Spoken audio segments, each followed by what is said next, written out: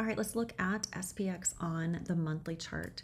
So I want to get in a little bit close so you guys can see. We've been talking about this monthly range where we just had these really tiny monthly channels or candles, sorry, and we double bottomed.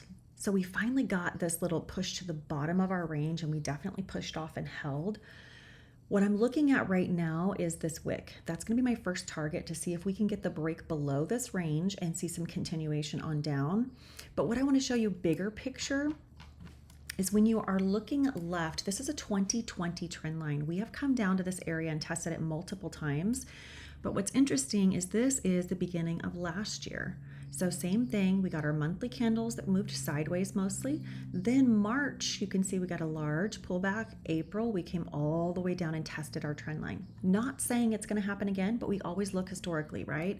So if we can get this break lower from this double bottom, we can, first target is gonna be that wick fill right there for the month of March. If we repeat history, this would be how far we would fall in April to 53.40, which is significant. So let's just see. This does not mean it's going to happen.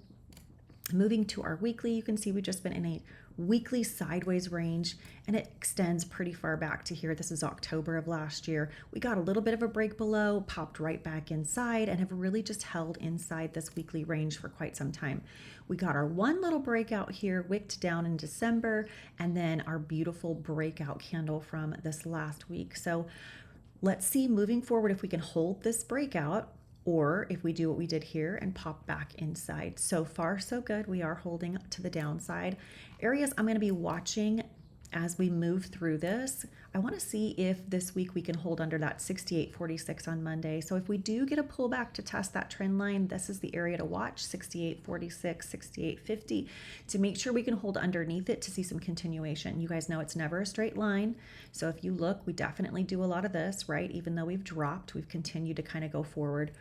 So 68.46 is the one to watch. We double bottomed at about 67.10. So this is definitely where we want to see us get below. On the way down, we could definitely see us break below, pop back up. It's just going to kind of keep its going up and down because that's what the market does, right? Never in one solid direction. So these are larger areas that I'm just marking on my chart. That's 67.10 we need to break, and then 66.30, 65.52 or 53-ish, 65.21. So those are areas I'm marking that we could potentially see a bounce, not necessarily reversal, but just those bounces before we get some continuation to the downside. Again, if we come up and we bounce off that double bottom and we clear this 68.46, we can head back up and test that upper trend line. So no bias, but just keeping in mind where we're at and where we could be going. I'd like to see us hold under 68.46 for some continuation to the downside. And these are the larger levels I will be watching on our way down.